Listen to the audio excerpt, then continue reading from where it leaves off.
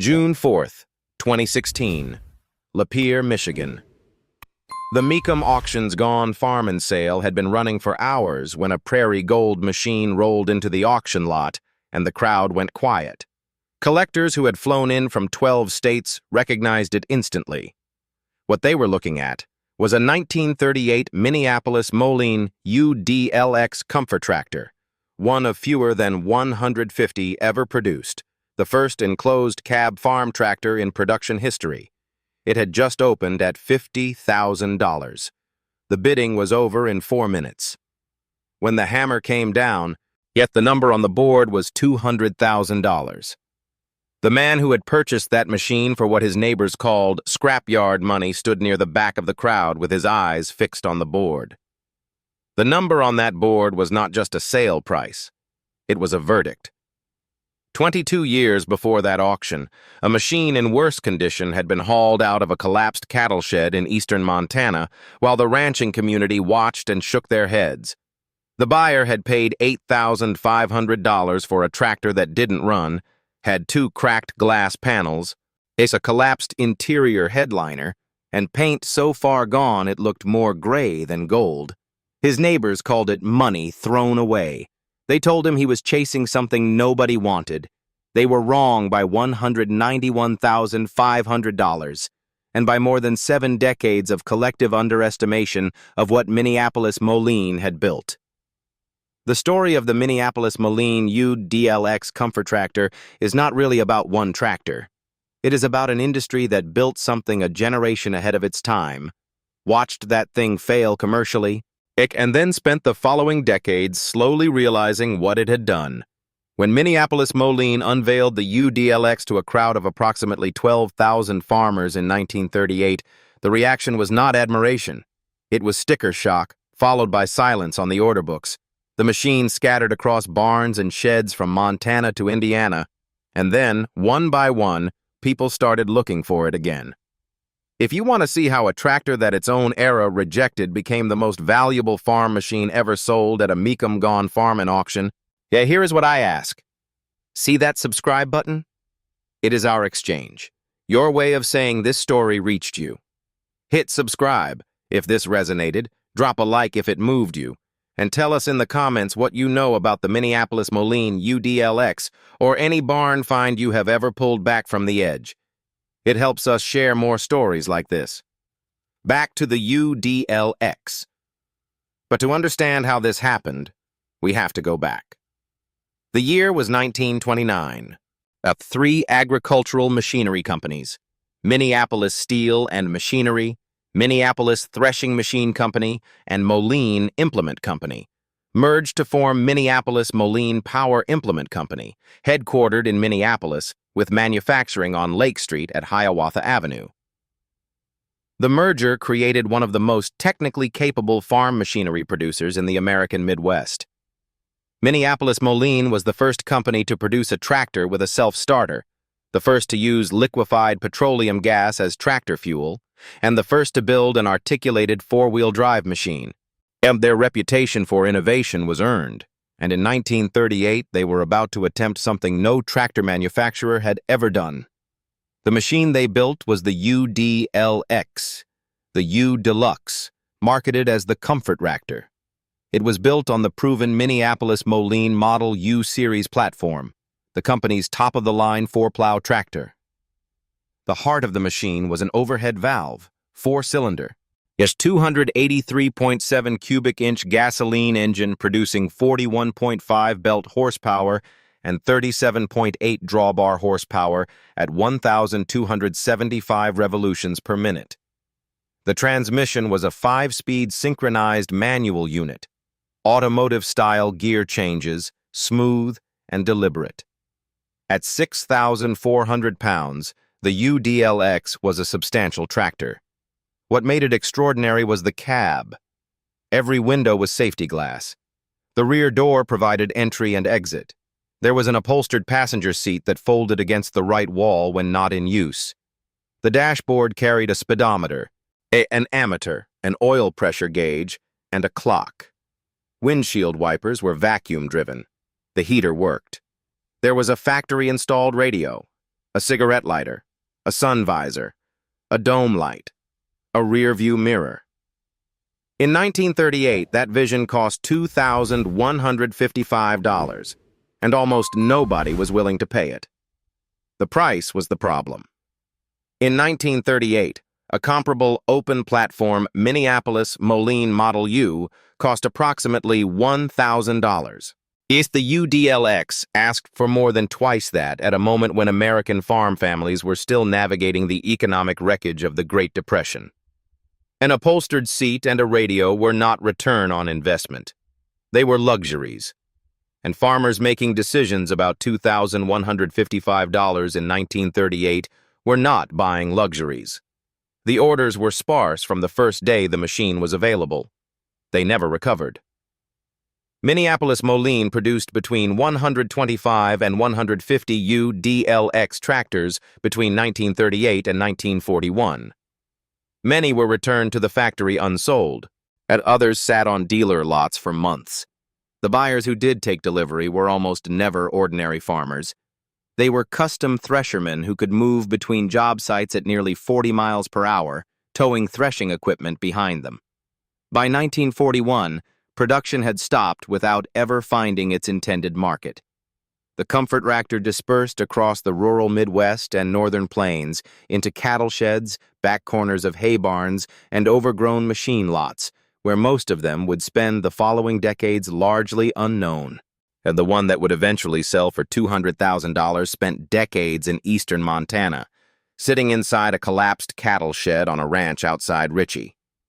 By the time a buyer came looking for it in the early 1990s, the prairie gold paint had faded to a chalky, sun-bleached gray tan.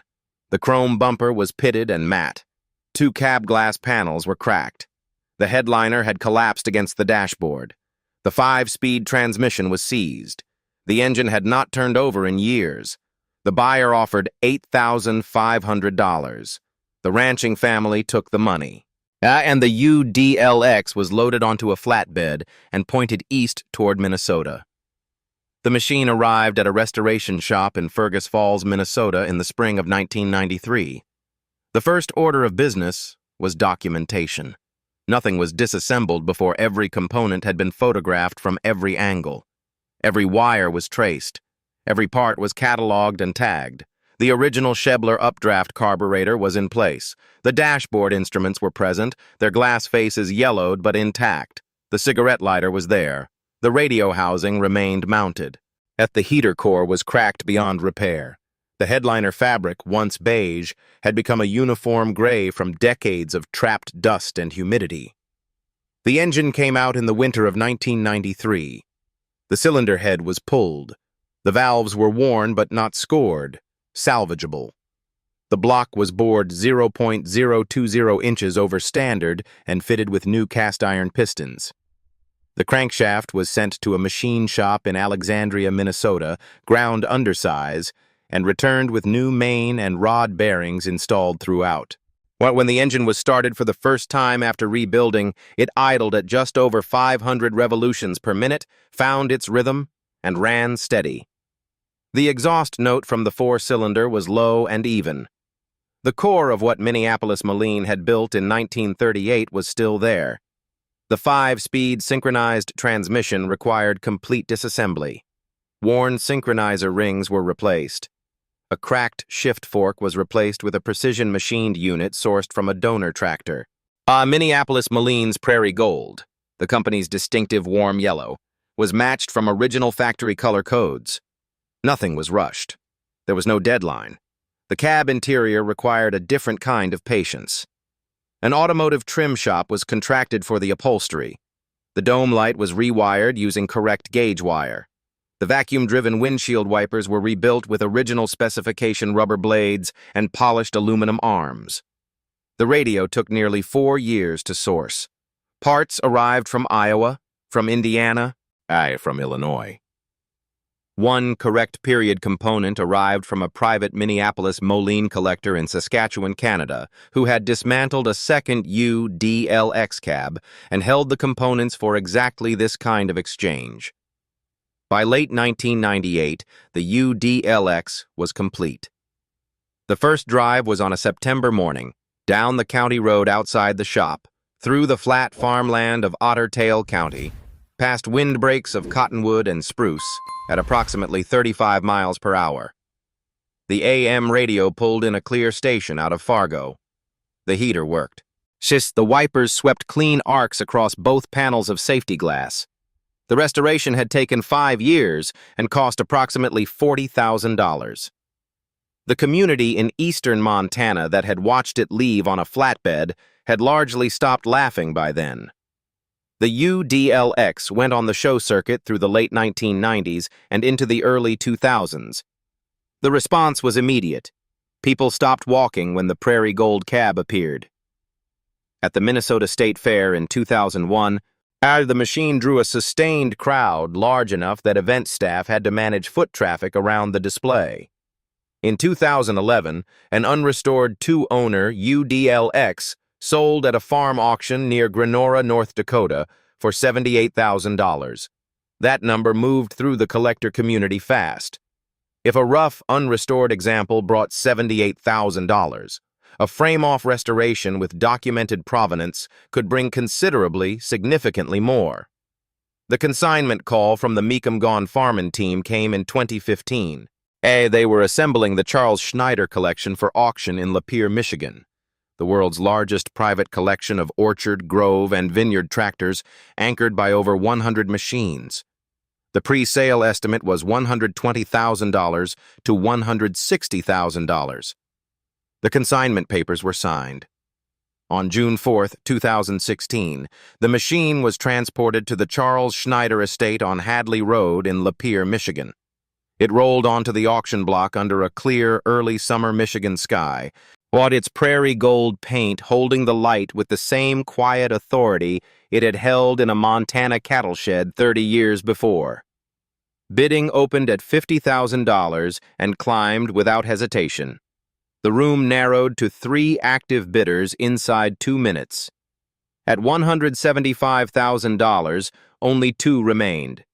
1 bidding in the room, 1 through a phone representative. The machine had cost $2,155 when it left the Minneapolis-Moline factory in 1938. The in-room bidder raised a hand at $190,000. The phone representative responded. At $195,000, the phone line went quiet. At $200,000, the hammer came down, a record for any tractor sold at a Mecum Farmin sale to that point. The UDLX passed into a new collection and continued to be documented and exhibited by the Minneapolis-Moline community. Other examples have continued to surface, from Indiana, from Montana, from Canada, each one a negotiation between decay and rescue. Yet the machine that Minneapolis-Moline engineers introduced to 12,000 skeptical farmers in 1938 and watched fail commercially had become, by 2016, the most coveted artifact in American agricultural collector history within its class. The UDLX was not a bad machine. It was a correct machine that arrived in the wrong economic moment. The engineers understood that in 1938. The world took another 78 years to agree. The 1938 Minneapolis-Moline UDLX Comfortractor, one of approximately 125 to 150 produced, and the first enclosed cab farm tractor in production history, a machine its own era declined to buy and that a later era paid $200,000 to preserve. Somewhere right now, there is almost certainly a UDLX that has not yet been found, sitting in a shed in Montana or a barn in Indiana under decades of dust, its prairie gold waiting for someone to shine a flashlight through a broken door and recognize what they are looking at. If this story moved you, please like and subscribe. Your support keeps these histories alive and these machines visible. Tell us in the comments where you are watching from and whether you have ever found something worth saving that nobody else could see.